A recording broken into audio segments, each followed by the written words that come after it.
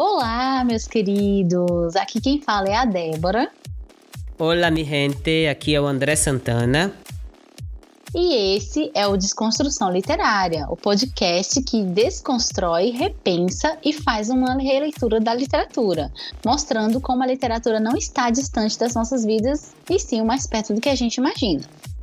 Bom, no nosso podcast a gente tem 3 blocos. O primeiro, que é o principal, a gente discute o tema do episódio.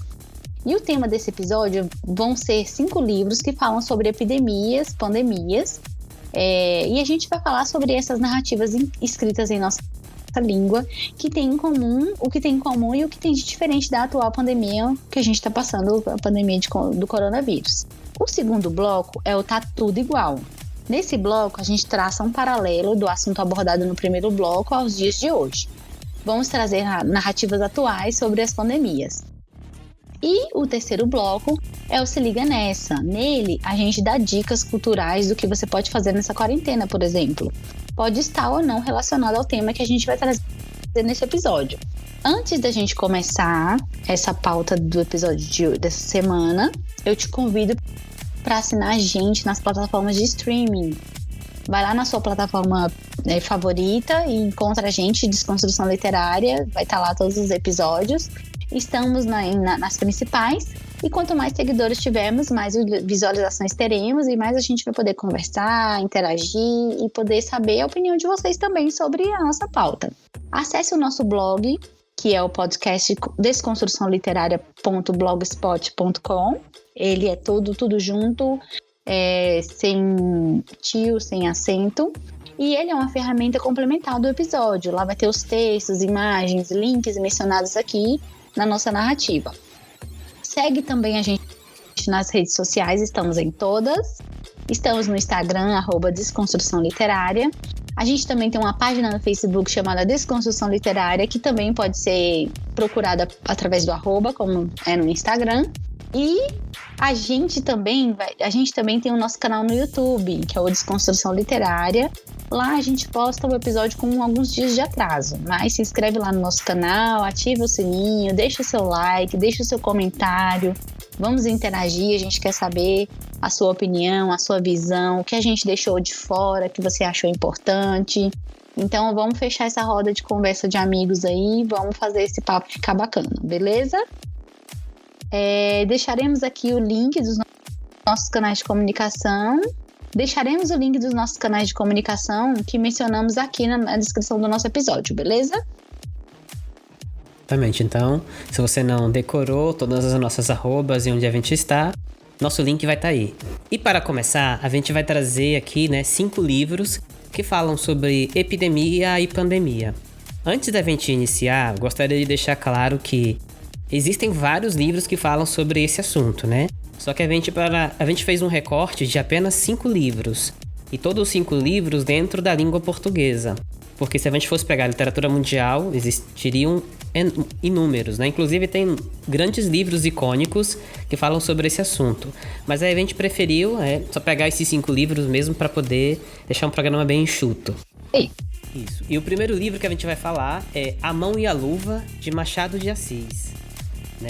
Machado de Assis, lá no século XIX, ele já falava sobre em um dos seus livros sobre as epidemias que rolavam ali.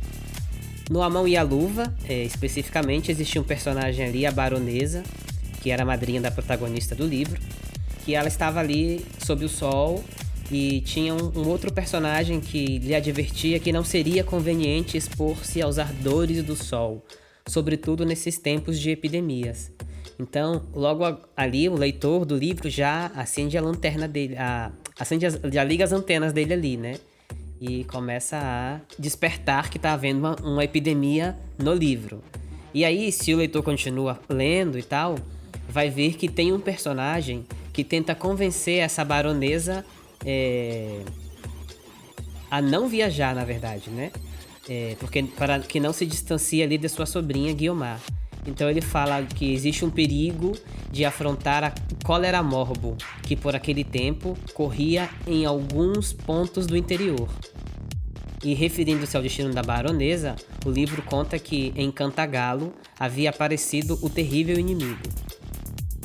Ao final, mostrando que o medo causado pela epidemia era tão grande como o de esse que a gente está passando, né, da epidemia do coronavírus, da pandemia do coronavírus.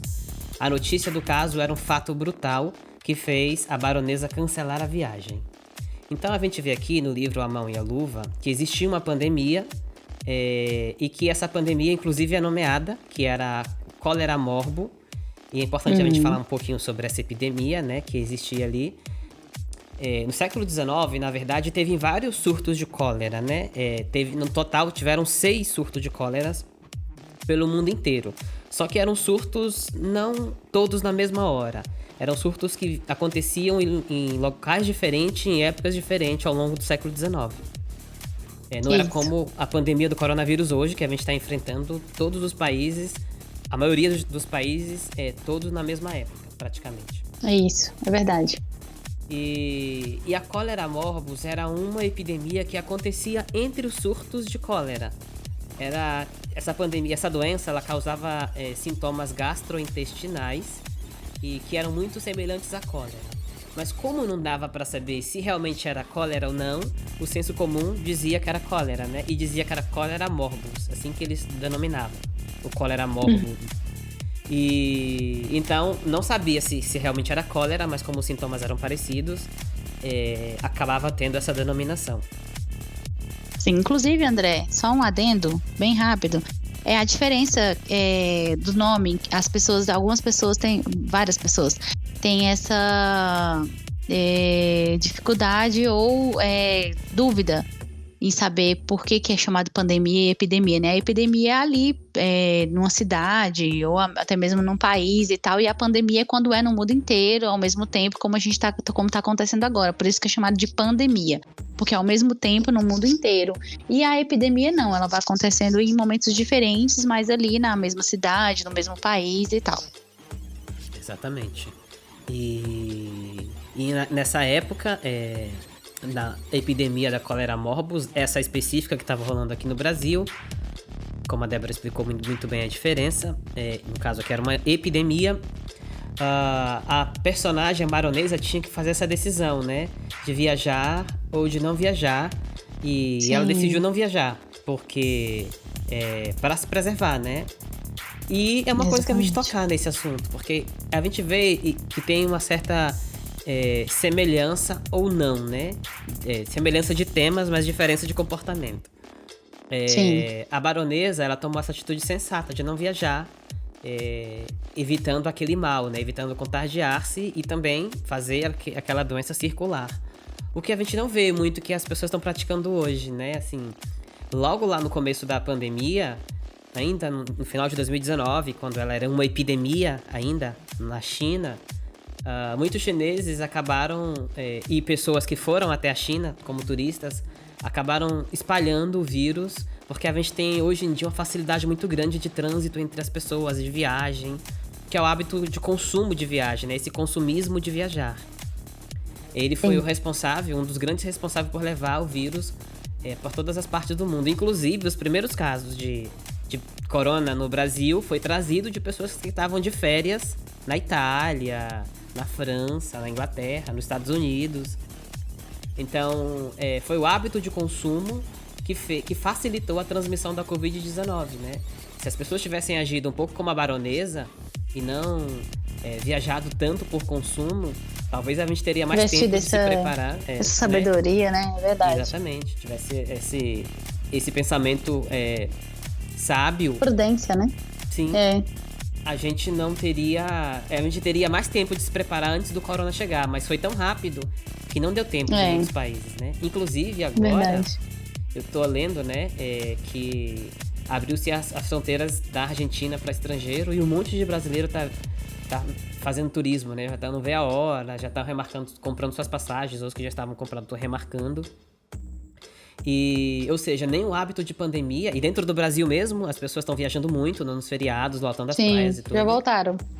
Então, ou seja, mesmo com a pandemia, as pessoas não estão imitando a baronesa, né? Tem um monte de gente morrendo, mas parece que ficou insensível à morte dos outros para elas, né? Sim. Então, muito triste, né? Parece que não vai, assim, ninguém se importa mais com o que tá acontecendo. Verdade. E a gente tem um exemplo na literatura trazendo, assim, dando um exemplo pra gente. Olha, ajam assim, é o melhor pra vocês. Talvez ele tá agindo como profeta, né? Profetizou que a gente ia passar por uma pandemia lá em 2020. Ele falou, vou escrever isso aqui, né? Pra esse personagem ficar de exemplo pro futuro. Mas parece que Machado de Assis, as pessoas não estão preparadas para o seu ensinamento. Não estão. Bom, esse é a lição, esse é o primeiro livro, né, que a gente queria trazer para vocês hoje, A Mão e a Luva, falando sobre a epidemia de cólera morbo e esse ensinamento do Machado para vocês. Não viajem. O interessante, André, é que essa epidemia de cólera morbus, ela era algumas epidemias gastrointestinais, né?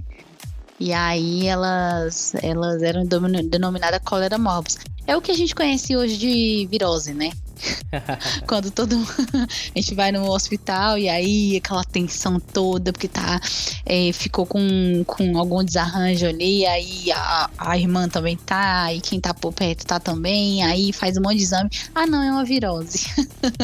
Então, é a cólera morbus ali do século XIX, que a gente conhece, é a nossa virose. Aliás, eu odeio esse diagnóstico, né? Porque você fica lá mó ansioso, esperando o resultado do exame, e às vezes paga caro no exame, na consulta e tal. Aí o médico olha pra você, não, é só uma virose. Ai, dá vontade de dar um burro no nariz, né? É isso. Bom, e indo pro segundo livro, a gente vai comentar sobre o livro 2 e o livro 3, mais ou menos ali no mesmo instante. A gente vai falar sobre o Memórias Póstumas de Brás Cubas e Quincas Borba, que é de Machado de Assis também. A gente vai falar deles junto porque se trata do mesmo personagem, o mesmo personagem aparece nos dois livros, e a mesma epidemia, ela é tratada nos dois livros também. No Memórias Póstumas de Brás Cubas, a gente tem o seguinte trecho. Doeu-me um pouco a cegueira da epidemia, que matando à direita e à esquerda, levou também uma jovem dama, que tinha de ser minha mulher. Não cheguei a entender a necessidade da epidemia, menos ainda daquela morte. Creio até que essa me pareceu ainda mais absurda que todas as outras mortes. Engraçado esse trecho, porque ele é muito real e muito presente, né? Muito do nosso tempo atual. Quantas pessoas perderam algum ente querido nessa pandemia? Ou alguma pessoa distante teve esse mesmo sentimento de indagar o porquê da epidemia, o porquê da doença, e sentir esse vazio e essa meio que revolta mesmo com todo essa devastação que a gente está passando, né? E a literatura, ela serve para isso, ela veio para isso, né? Para que a gente pudesse compartilhar de sentimentos. E Machado de Assis fazia isso muito, muito bem. A gente encontra essa empatia que muitas vezes a gente não encontra na sociedade, não encontra na família, e que é uma coisa que é necessária para o ser humano. A questão da empatia, a questão do traduzir o sentimento. Tá aí um dos pontos chaves da literatura e da importância de se consumir a literatura. A gente se encontra muitas vezes nela. E essa parte foi escrita, esse trecho foi escrito em um momento muito lá atrás, século XIX, mas tão atual. É o que a gente tem vivido hoje nos dias de pandemia, com o coronavírus. Nesse livro, Brás Cubas, ele perdeu uma pretendente por causa de uma epidemia de febre amarela, que rolava ali nos anos 1850 e tal. Foi nessa época também que se descobriu que a doença era transmitida por mosquito. E assim começaram as medidas para evitar água parada, ambiente para a proliferação dos mosquitos e tal. E é uma coisa que a gente ainda evita até hoje, né? É a medida que a gente precisa tomar todos os dias. Isso, engraçado, né? Como desde a década de 1850 a gente tá brigando, né? Tentando incutir na cabeça das pessoas que não deixem água parada. Isso ajuda a proliferação dos mosquitos, transmite febre amarela, mesmo. Dengue, chikungunya e outras por aí. Então, a gente, assim, não mudamos muito. A gente se acha tão evoluído no século XXI, mas no século XIX a briga era a mesma, né? É não verdade. deixem água parada. Então, gente, não seja um ser humano típico do século XIX. Faça a sua parte, não deixe água parada e não ajude com a proliferação dos mosquitos. É engraçado, Débora, porque eu tenho um amigo que é enfermeiro e trabalha no SUS, e ele fala isso, né? Que quando começou a pandemia do coronavírus, lá em março, abril, eles estavam brigando com duas doenças. Uma era a Covid-19 e a outra era a dengue. Tava tendo um surto de dengue naquela época e os hospitais estavam cheios. Sim. Então eles estavam preocupados com isso. A gente não tá nem dando conta dos pacientes com dengue, Sim. ainda mais com os de Covid. Então, assim, a gente não venceu ainda essa epidemia. Uma guerra. Sim. Sim. E a gente pode diminuir significativamente os números de casos simplesmente não deixando água parada. São os cuidados ali no dia a dia, né? Você falou isso, André, eu lembrei da minha prima. Ela pegou dengue 2 vezes, uma atrás da outra. E Nossa. Quando ela tava se recuperando da segunda vez que ela pegou dengue, ela pegou o coronavírus. Infelizmente, Nossa. foi a doença que levou o pai dela. E realmente é uma coisa que lá do século XIX a gente tá no XXI. É até assustador falar assim em séculos, né? E lá no século XIX a gente tá no XXI e ainda passando por essas epidemias e por essas doenças, né?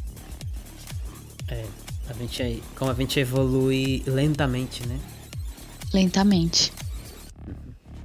Bom, ainda nesse livro, né, de Memórias Póstumas de Brás Cubas, existia um personagem, aparece um personagem ali, que é o Quincas Borba, e ele aparece sobre essa epidemia que a gente está falando aqui da febre amarela, ele aparece soltando algumas pérolas. Vamos primeiro citar essas pérolas, depois a gente vai falar um pouquinho sobre elas. Ele diz assim, né? Epidemias eram úteis à espécie, embora desastrosas para uma certa porção de indivíduos. Uma segunda pérola que ele solta é: por mais horrendo que fosse o espetáculo, havia uma vantagem de muito peso, a sobrevivência do maior número. E uma terceira pérola dele é: algum secreto encanto em ter escapado às garras da peste. Então a gente vê aqui que Quincas Borba era esse tipo de pessoa que pensava que a pandemia é boa porque ela fazia uma seleção natural, limpava a terra de indivíduos, que matava mesmo, isso é bom, e que existia essa vantagem de sobreviver e que os sobreviventes eram os melhores, então a pandemia era um bem. E que tinha um certo até romantismo, né? Uma romantização aqui da pandemia, dizendo que traz um encanto ter escapado das garras da peste.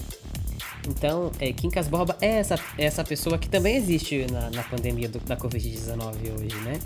Que é a pessoa que acha bom, que não importa se algumas pessoas vão morrer, o importante é que é bom que a pandemia vai fazer uma limpeza e vai sobreviver os mais fortes. Acho, inclusive, que a gente vê esse argumento sendo reproduzido quando a gente vê grandes empresários falando infelizmente algumas pessoas vão morrer, mas é isso mesmo, vão morrer algumas pessoas, mas a economia não pode parar, a vida segue, você tem que continuar trabalhando e tudo, que é um pensamento meio triste, porque a gente vê o ser humano deixando de ser ser humano, né? Exatamente. Uma das coisas que eu lembro que quando a gente tem aula de ética, com a professora Kátia, um beijo, Kátia, se você estiver ouvindo a gente, ela explica muito isso, né? Que a questão da vida humana é uma coisa meio ética. Não importa onde você está, em que época você está, a vida humana é valorizada. Mas parece que tem algumas pessoas que têm algum probleminha cognitivo em enxergar isso, né? Como a vida, ela é algo importante. E se então essa pessoa, como Quincas Borba e várias outras pessoas na Covid-19, não se sentem tocado pela morte de outro ser humano, pra mim ela já não é mais ser humano, ela tá perdendo a humanidade que ela tem dentro dela e que todos deveriam ter, que é o básico, né? Eu acho, inclusive, André, que essa pessoa mudaria totalmente o discurso se fosse alguém da família, alguém próximo, com certeza, porque uma pessoa que você ama, uma pessoa que você quer por perto, você não acha que o mundo tá passando por uma limpeza, né? Então o discurso com certeza mudaria, tenho certeza. Bom, não desejo que essas pessoas tenham esse tipo de gente na família, né? Não, também não desejo não, mas... Acho que tem gente que aprende só quando a situação é com ela, ou perto dela. Verdade. E o interessante é que nessa situação, né, quando o Quincas Borba soltava essas pérolas e tal, Brás Cubas era um cara sensato e não respondia essas falas de Quincas Borba. E aí eu fiquei pensando naquela situação quando a gente tá em jantar de fim de ano, de Natal, Ano Novo, com a família. E sempre tem aquele idiotinha, né, que fala de terraplanismo, de negacionismo, que não crê na ciência, na psicologia. E que você vai abstraindo, né? Você vai joga fora, pega, joga fora, pega, joga fora. Mas eu não sou esse Brás Cubas sensato. Às vezes eu até deixo passar, mas é quando chega no limite, sempre sai alguma coisa assim, né? Eu explodo e falo. Então, queria ser Brás Cubas, sou sem filtro. Eu queria ser Brás Cubas, mas eu não consigo. Ai, é difícil mesmo. É difícil e sempre tem. É incrível, sempre tem. E se não tem, vai vir um agregado e vai ser essa pessoa. Parece que é pra testar a gente mesmo, que é pra fazer a gente ser um ser humano melhor. Bom, depois ele aparece de novo no livro Quincas Bob e fala mais pérolas. Ele fala, tem uma parte que fala assim, ó, esse suposto mal é um benefício, não só porque elimina os organismos fracos, incapazes de resistência, como porque dá lugar à observação, à descoberta da droga curativa. E aí você vê, né, mais pérolas. Esse pensamento também é comum nos dias de hoje, né? Quantas pessoas ainda repetem esse mesmo discurso, né? Sim, que é um mal que precisa, né? Um mal necessário, né? A pandemia é um mal necessário. E engraçado, né? Que existe essa pessoa, esse tipo de gente, né? Que acha que a Covid-19 é um mal necessário. E acho que, inclusive, eu acho mesmo que Machado de Assis era um profeta, porque ele já sabia que essas coisas iam acontecer e ele usou ele estava registrando, né? Registrou como uma metáfora, entenda quem quiser. Mas vocês vão passar por isso aí. Eu acho que ele engraçado. Pode falar. Essa genialidade aí, ele trazer essa genialidade assim, de saber assim, caracas, isso é o natural do ser humano, eu acho que não vai acabar isso aqui agora, não. Vai estar mais à frente, talvez o ser humano deixe de ser assim, mas ainda vai ter uma casta aí que vai repetir essa mesma ladainha. E estamos eu aqui, acho né? Eu vou defender Machado agora, né? E pra eu defender Machado tem que ser muito bom mesmo.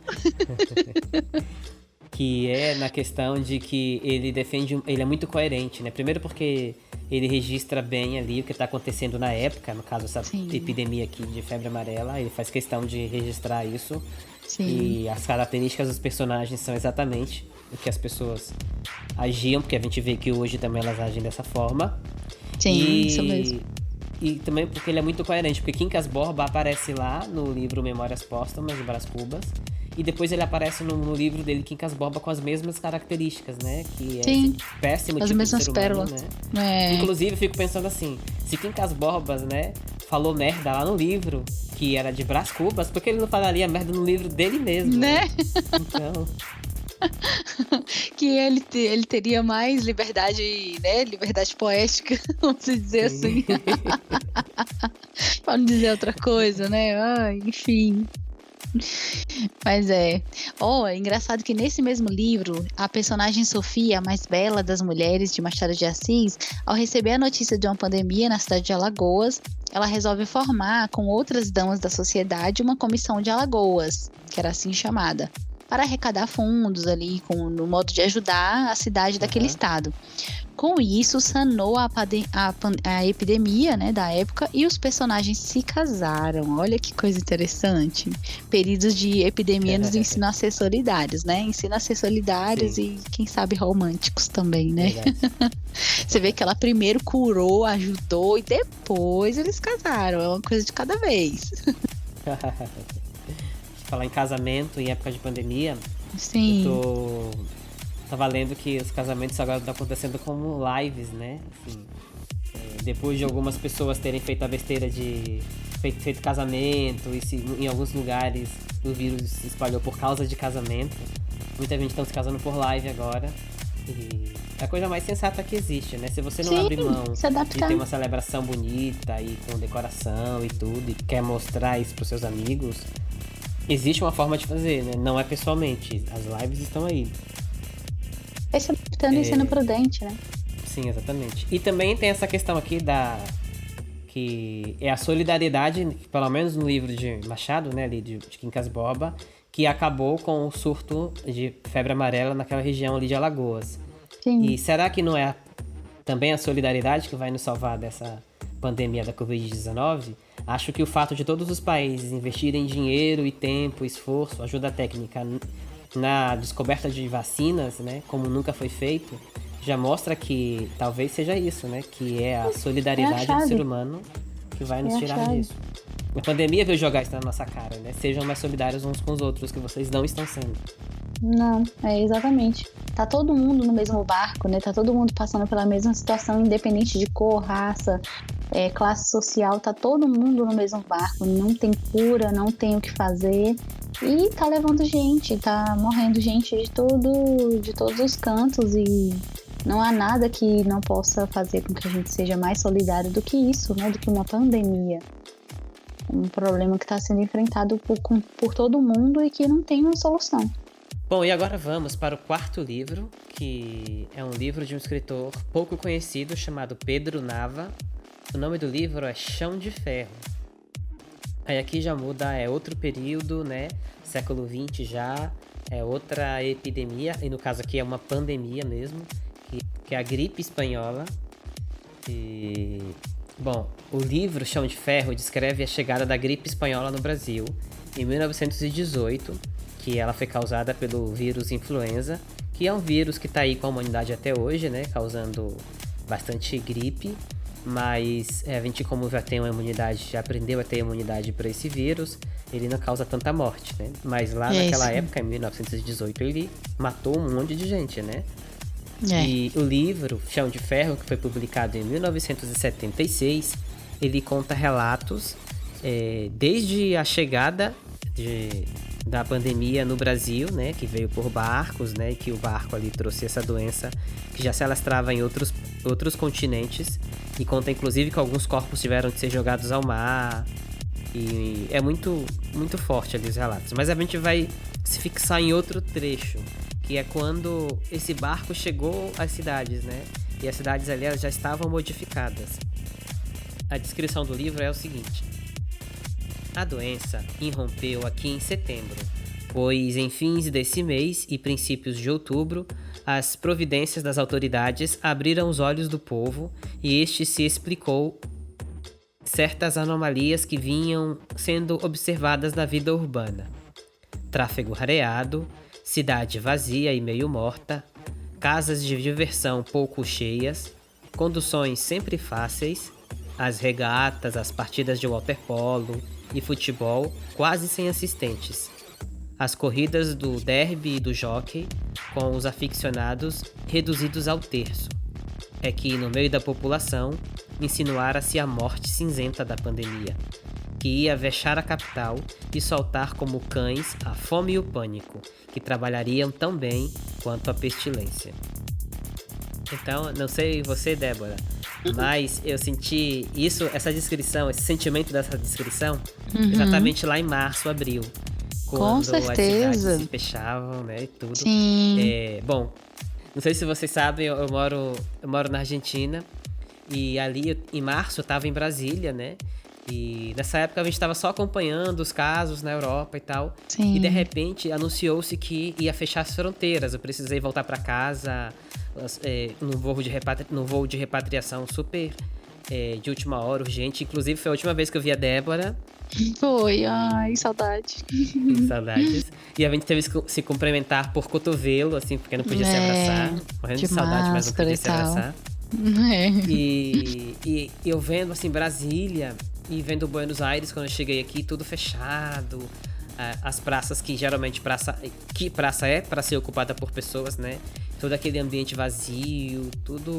A mesma descrição que ele dá aqui, né? De a morte cinzenta tava se espalhando, todo mundo com medo e com pânico. As incertezas, né? Exatamente. Mas assim, no mesmo tempo que eu tava com esse pânico, eu tava feliz, porque eu sabia que as pessoas estavam fazendo com isso, ou por solidariedade de não espalhar o vírus, não fazer ele circular, ou por medo mesmo, né? De morrer e tudo. Sim. De pegar a doença e morrer. Eu sabia que era uma coisa positiva, mas também não dava para não sentir tristeza ao ver tudo vazio, tudo triste assim. Sim, então, exatamente. As pessoas tomaram essa medida lá na época também da gripe espanhola.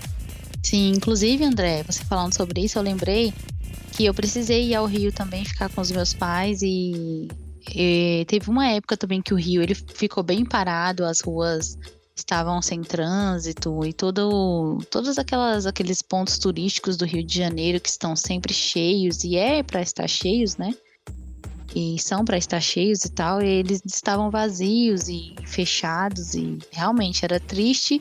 E ao mesmo tempo, como você está falando, a gente sentia aquele alívio, aquela certeza assim, de que, pelo menos, mesmo que por medo, as pessoas estavam sendo prudentes, né? E tentando fazer o que pudesse, o que era, né, de conhecimento até então para todo mundo, para evitar a proliferação e, né, a pandemia ser maior do que o necessário ou do que o que precisava ser, né? Sim. E eu acho legal também, ainda sobre esse livro, né?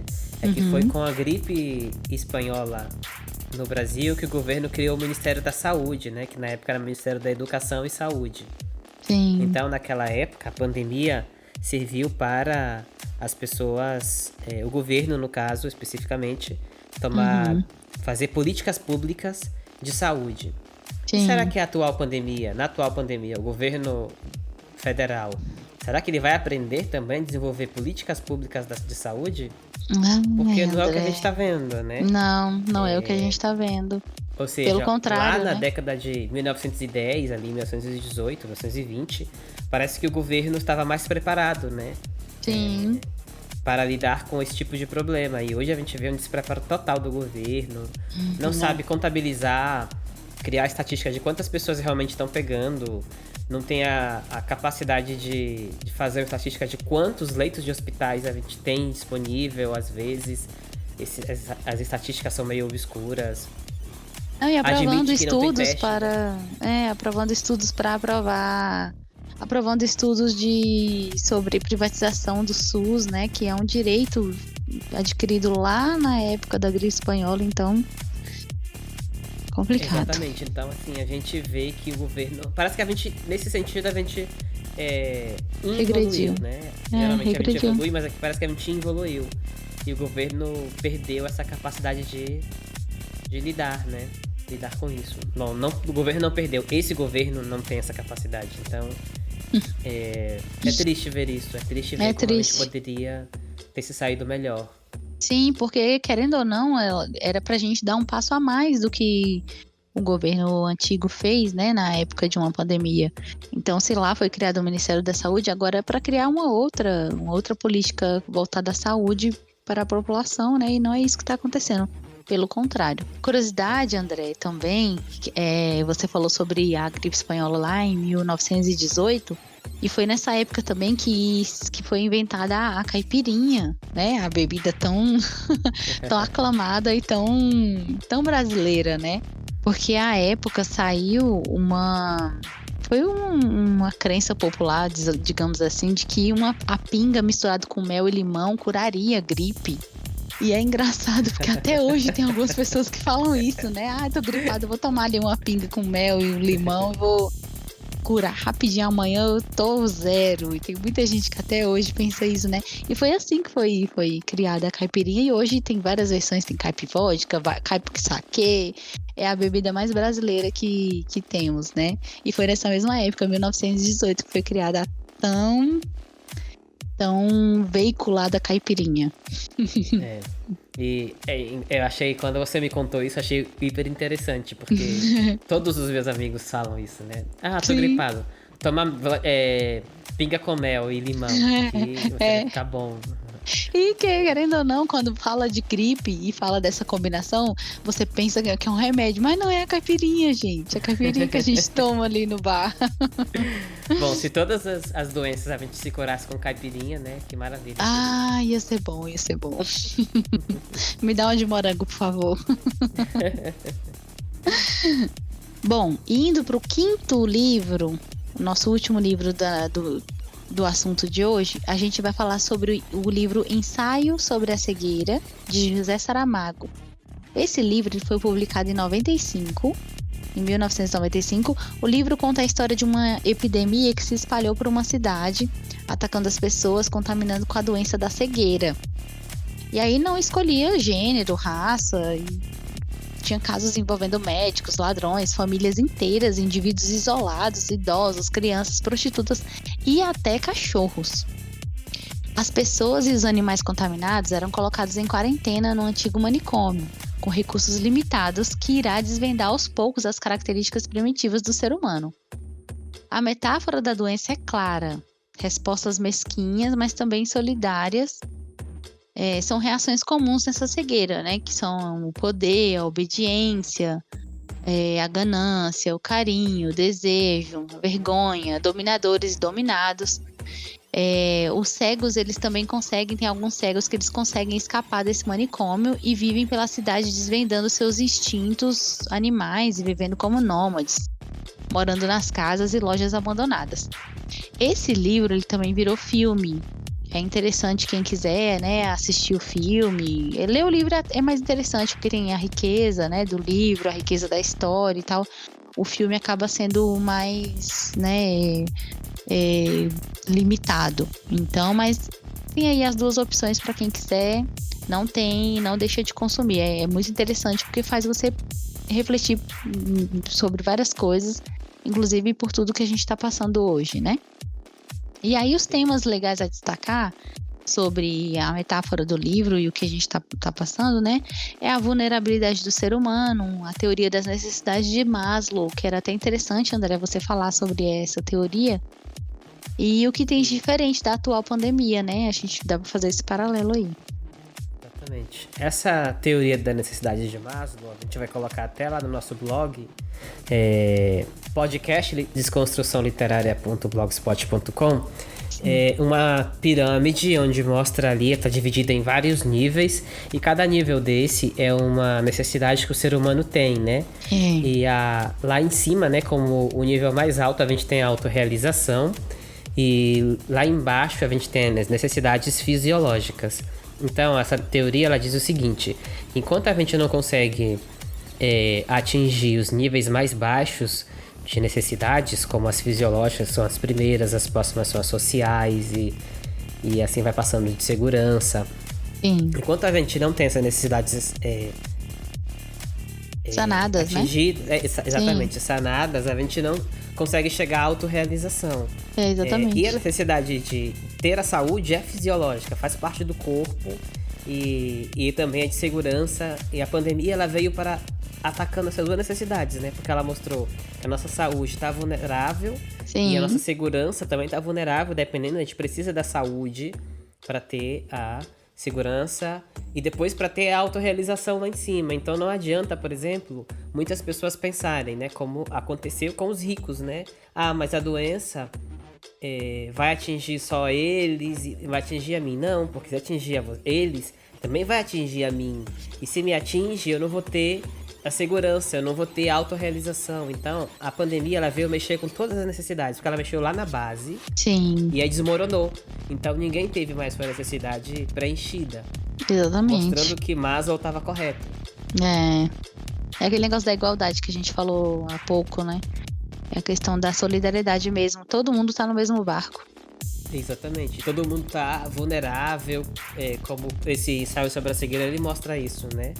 A pandemia, sim, ela vem mostrar isso. Parece que a gente tinha esquecido. Que a gente tá no mesmo barco, que todo mundo é vulnerável, que todo mundo é frágil. Existe até aquele ditado popular, né? No final todo mundo vira pó. Sim. Mas as pessoas parecem que esqueceram disso. Sim, e esquecem. A pandemia jogou na nossa cara, ó.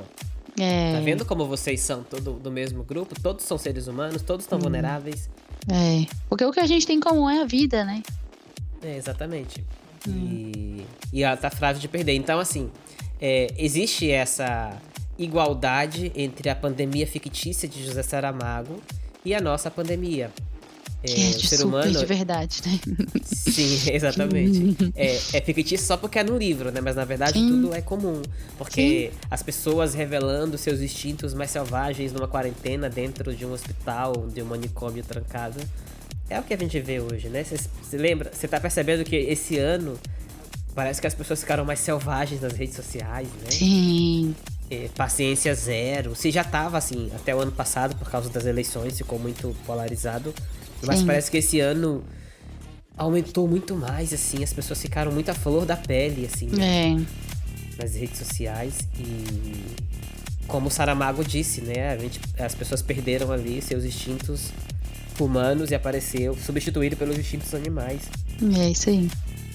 E é engraçado, André, porque pandemia, querendo ou não, principalmente epidemias no modo geral, e principalmente pandemia, como é o que a gente está vivendo agora, ela vem para fazer uma mudança de várias coisas, né? Mudança de comportamento, mudanças de paradigmas e de pensamentos. E isso até de um certo lado é bom, né? E é engraçado porque uma outra pandemia, uma epidemia que aconteceu no passado foi de tuberculose. A gente não vai falar muito dela, mas a epidemia de tuberculose, que segundo dados matou mais de 1 bilhão de pessoas pelo mundo ali entre o século XVIII e até o século XX, ela mudou até a arquitetura do mundo. Antes as pessoas usavam muito carpetes, decorações, artigos de decoração e tal. E aí a arquitetura moderna passou a ser lugares claros, né? Pintados de cores claras e bem ventilados por conta dessas epidemias que aconteciam em momentos diferentes em cada lugar. Mas aí que veio mudar e trouxe essa arquitetura moderna, que inclusive é a arquitetura que compõe Brasília. Né? Brasília é um exemplo dessa arquitetura moderna. O MASP em São Paulo, né, que é o Museu de Arte de São Paulo, ele é um exemplo dessa arte moderna, que são aqueles prédios, aqueles palácios, vamos dizer assim, dizendo em Brasília, brancos, né, de cores claras e todos revestidos de vidro, muito bem arejados e tal, que eram assim os hospitais. Os hospitais estavam sendo reformados ou construídos dessa forma para curar a tuberculose, para tratar os infectados pela tuberculose, que levou esse tanto de pessoas, né? 1 bilhão de pessoas. É assustador. É verdade, é um número muito grande. É muito alto. Bom, fico muito... É interessante descobrir essas coisas, né? Como... a sociedade se molda e se adapta, né, diante de uma pandemia. Sim. E às vezes os resultados são bem positivos. Não tô romantizando a pandemia, porque eu não sou como Quincas Borba, que acho que é necessário, né, que vai fazer bem. Não, mas sim, é uma questão de ver também, né, que diante do terror, do horror, o ser humano produz coisas muito boas, né? Sim, e através a arquitetura de Brasília. Sim, a arquitetura de Brasília é uma coisa muito linda mesmo. Viva a tuberculose. Se for por isso, né? Viva a tuberculose. Tem seu lado, tudo na vida tem isso, né? Tem o lado ruim, tem o lado que a gente chora, é o lado da morte, é o lado da compaixão mesmo, e da dor mesmo, que muitas famílias têm vivido. A minha família viveu isso, essa dor de ter perdido uma pessoa pelo coronavírus. Mas tem essas partes boas também, né? E vamos ver qual vai ser a mudança, né, de comportamento. A gente já vê algumas mudanças, né? Vamos ver o que vai trazer de diferente agora nesse novo tempo aí, nessa nova pandemia. Vamos ver. Bom, e aqui a gente chegou ao fim dos nossos 5 livros, né, que falam sobre pandemia e epidemia. Vamos recapitular, né? A Mão e a Luva, de Machado de Assis. Memórias Póstumas de Brás Cubas, de Machado de Assis. Quincas Borba, de Machado de Assis. Chão de Ferro, de Pedro Nava. E Ensaio sobre a Cegueira, de José Saramago. Essas são nossas indicações para que se vocês quiserem ler um pouco mais sobre pandemia e fazer essa comparação entre o que a gente está vivendo e outros períodos, leiam esses 5 livros. A gente também vai listar aqui mais 5 livros que não são da nossa literatura, da literatura estrangeira, mas também falam sobre esse assunto. A gente não vai destrinchar eles, como fizemos agora, nos 5 que a gente citou, mas só citando eles mesmo, se vocês quiserem ler um pouco mais sobre ele. A gente vai deixar também esses livros relacionados no nosso blog, então não precisa anotar se você não tiver tempo agora de fazer isso quando tá nos ouvindo, mas pode ir lá depois clicar no link do nosso blog e vai estar tudo escrito lá. Isso aí. Porque a gente deixa tudo... Exatamente, porque a gente deixa tudo mastigadinho pra vocês. Então, não sei se tem outro podcast que faça isso. Tá tudo bonitinho lá. Exatamente. Ó, os 5 livros são A Peste, de Alberto Camus. Olha, se tiver alguém que fala francês e for me criticar, pega leve, tá? Eu não falo francês. Então, eu fiz só li uns 3 capítulos do livro de francês, depois eu abandonei. Mas... Língua é difícil. Mas... se eu estiver pronunciando errado, é só você entrar lá e me disser como é que se pronuncia corretamente. A Peste, de Albert Camus. O Amor nos Tempos de Cólera, de Gabriel Garcia Marques. O Último Homem, de Mary Shelley. E aí vai a mesma coisa do francês pro inglês. Assim, eu não concluí meu curso de inglês, então eu pronuncio como eu acho que tá certo. Se eu estiver errado, vocês me falam. Porque eu não sou soberbo, eu aceito correções. Tá certinho. O 4º livro é Um Ano de Milagres, de Geraldine Brooks. E o 5º livro é Nemesis, de Philip Roth. Então, esses 5 livros também são muito conhecidos, inclusive. Falam sobre pandemia. A Peste, de Albert Camus, inclusive um amigo meu. O Albert é argelino, né? Mas está escrito na literatura francesa. Então, a gente está tratando por línguas e não por países. Ele virou best-seller lá na França, quando surgiu a pandemia do coronavírus. As pessoas correram para comprar o livro A Peste. E é muito interessante isso, como a gente busca sempre na literatura um refúgio, né? Sim. E que ela tá aí pra isso mesmo. Sim. Pra ser referência, né, André? Ela é a parte da história que lista sentimentos, lista a parte que é a história em si mesmo, ela não lista, né? Ela não traz. A literatura vem pra isso, pra ensinar como lidar com muitas coisas, e a gente tá vendo aí, né, que muitas coisas a gente não precisa passar novamente, que a gente não precisa aprender novamente, já tá lá, e a gente tem que hoje cometer outros erros. Porque é do ser humano errar, né? Mas assim, persistir no mesmo erro ou retroceder, como a gente tem a sensação às vezes de que tá acontecendo, é que não é aceitável. E a literatura tá aí para isso, para que a gente consuma mesmo, para que a gente tenha o hábito de ler e de consultar, para que faça da vida degraus mesmo, né? Um depois do outro e não repetir. Tá tudo igual. Tá tudo igual. Tá tudo Tá igual. tudo igual. Tá tudo igual. E no bloco Tá Tudo Igual, eu vou falar sobre o livro Corpos Secos, que é um livro que foi lançado em março de 2020. Olha que interessante. Ele foi escrito... É verdade. Ele foi escrito em 2017, se eu não me engano. E aí ele foi lançado em março, bem na época que a gente começou a ter, né, as primeiras notícias dos primeiros infectados no Brasil pelo coronavírus. Ele foi escrito pela Luísa Geisler, o Marcelo Ferroni, a Natália Borges Polesso e o Samir Machado de Machado. Ele relata uma pandemia que se iniciou com a aplicação de agrotóxicos nas fazendas de Mato Grosso. Esse agrotóxico, ele causou uma mutação nas pessoas que tinham contato com ele. Elas ficam como mortas-vivas, com os corpos secos e saem em busca de sangue, contagiando as demais pessoas. São histórias paralelas que se costuram. Os direitos autorais foram vendidos para virar um livro ou uma série. Então, né André? Já fica aí atento aí, que daqui a pouco vai vir uma série sobre isso. E aí quando sair você fala, já li o livro primeiro. Tá aí, é um livro fresquinho e que traz muito do que a gente tá vivendo agora, né? É uma outra forma aí de contágio, mas eu acho que os dilemas e, sei lá, os pensamentos devem ser os mesmos. E o interessante é que esse livro também traz um modelo não sustentável de sociedade. Sim, né? Uma sociedade ali que, de tanto aplicar agrotóxicos e não se preocupar com isso, e acabou causando essa mutação nas pessoas que saíam com corpos secos e tal, né? Mas aí, no fundo, é criticando, né, o uso de agrotóxicos, que o agro é pop, o agro é tudo, mas, na verdade, o agro também é um grande poluidor do meio ambiente, né? Faz a gente repensar que consequências a gente pode ter com o uso de agrotóxicos. Sim. Eu vou fazer aqui, não tá tudo igual, um paralelo das pandemias com o filme Contágio, né? Que é um filme de 2011, que acompanha ali o rápido progresso de um vírus letal, demonstrando muito bem o quanto a pandemia é perigosa e quanto ela pode gerar caos e criar sérios riscos à sociedade.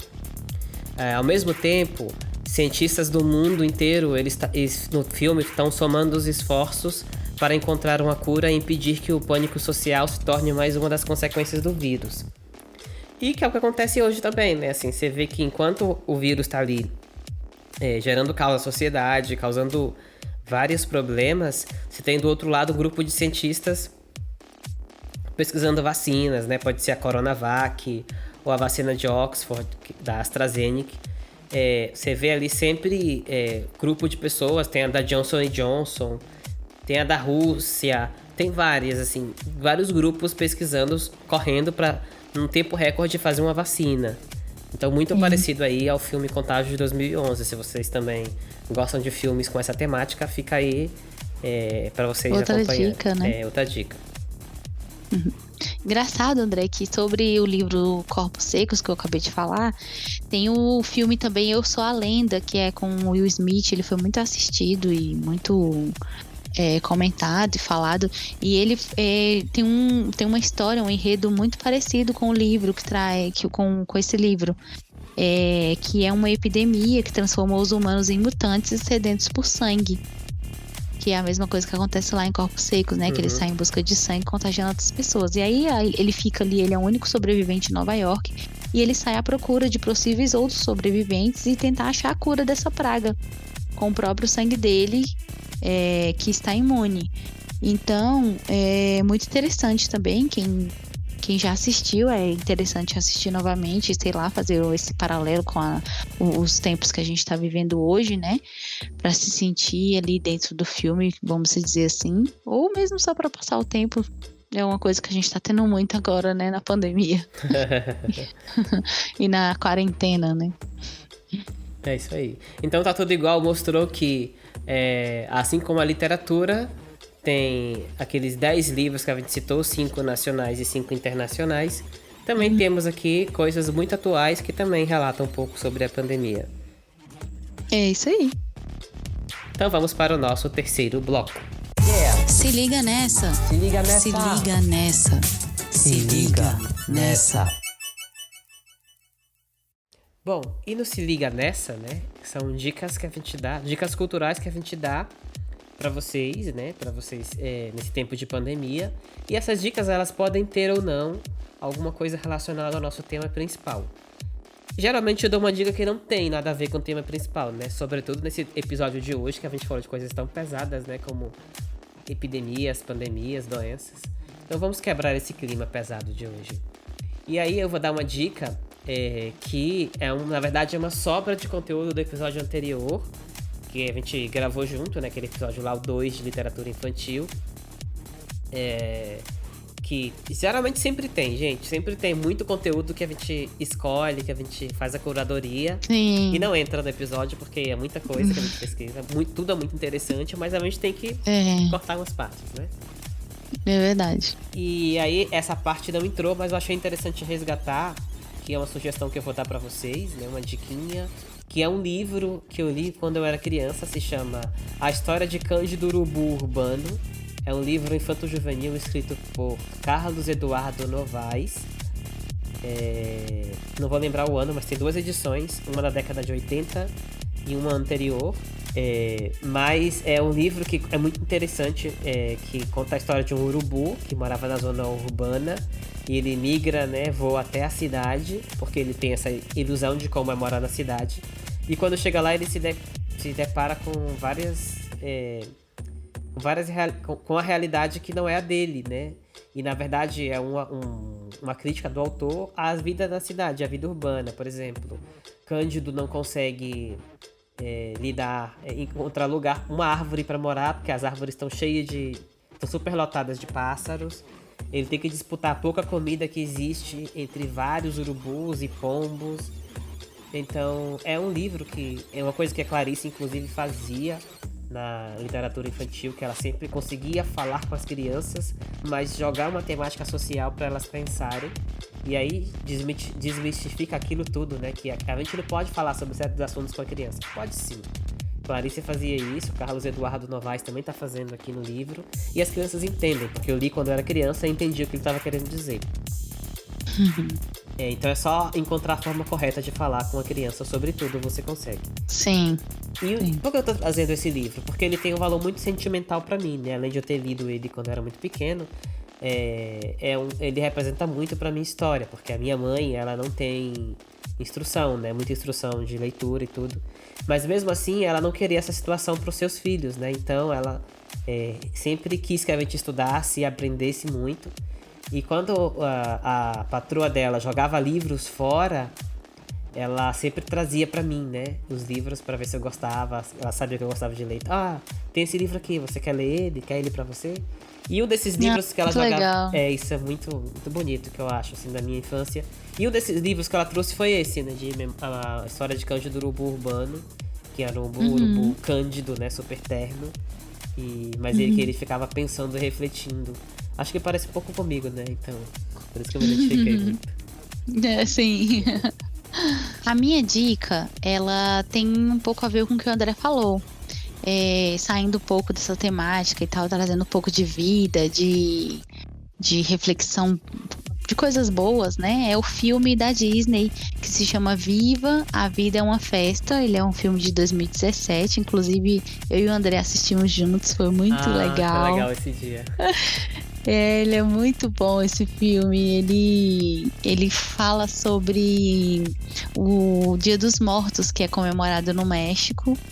E aí ele traz outras temáticas e tal, mas ele se desenrola em torno do Dia dos Mortos e é muito interessante, porque traz muita coisa assim sobre a família, coisa boa, né? Sobre o convívio com a família, aceitação, luta e vencer no fim, né? É cheio de coisas boas, é muito legal esse filme, vale a pena. Você que tá tendo tempo aí, se você já assistiu também, vale a pena assistir de novo. Se não assistiu, vale muito a pena. É lição, assim, pra toda a família. Muitas coisas nesse filme criança ainda não entende, né? Mas os adultos conseguem entender e conseguem tirar muitas lições desses filmes. E esse vale demais a pena, cada segundo. É isso aí. Então, essas nossas dicas pra vocês. Porque o nosso podcast não é só literatura. A gente gosta também de ir para as outras artes e mostrar um pouco para vocês do que a gente está fazendo. É isso aí. E assim chegamos ao fim do nosso episódio, né? Foi um tema muito pesado. Sempre é muito pesado falar de pandemia, que é porque a gente está vivendo isso na pele. Mas também é um tema importante, né? A gente não... Se você não tem medo de tocar na ferida e aprender um pouco do que a gente está passando, esse episódio, eu espero que a gente tenha ajudado vocês com esse episódio em alguma coisa, né? Porque é muito importante evoluir e ser inteligente é também aprender com o erro do outro, né? É inclusive isso, né? Você não precisa aprender somente você errando, você fazendo. Aprender com o erro do outro é um sinal de inteligência, é um sinal de evolução. Então a gente precisa ser esse ser humano, né? Exatamente. Não cometa as mesmas merdas que fizeram no passado. Engraçado, né? Assim, o século XIX, a Débora sabe que eu acho o século XIX um dos séculos mais bizarros que existiram. É verdade. Ele traz ali surgem muitos pensamentos horríveis, né? Como de supremacia e de negacionismo. A gente tá vendo aqui nas pandemias. Então, assim, se você se considera uma pessoa moderna e tudo, a última coisa que você pode fazer é negar as pandemias, inclusive a que a gente tá vivendo. Senão você vai ser o homem século XIX. Não seja o homem século XIX. O bizarro. Não seja bizarro. É isso aí, então. Espero que vocês tenham gostado. Entre em contato com a gente espera muito o seu feedback. O que você acha que é interessante da literatura que a gente não abordou aqui? Vamos fechar essa roda, gente. Vamos fazer uma grande roda de amigos e vamos somar um na vida do outro. Espero vocês, seu comentário. Exatamente, nas redes sociais, no nosso e-mail, desconstruçãoliterária@gmail.com, no Instagram, a gente tá lá esperando vocês falarem, no Facebook, tem muita gente que segue a gente já, mas são todos muito caladinhos, no Facebook, né? tá bem muito legal. Tímido, assim. Comenta mais, a gente tá esperando. Bora, gente, fala com a gente, bora que a gente é bem legal, viu? Não assusta não, a gente é legal. Então, até a semana que vem. Um beijo com mais um tema em desconstrução literária. E até logo. Tchau, tchau. Beijo no coração. Tchau.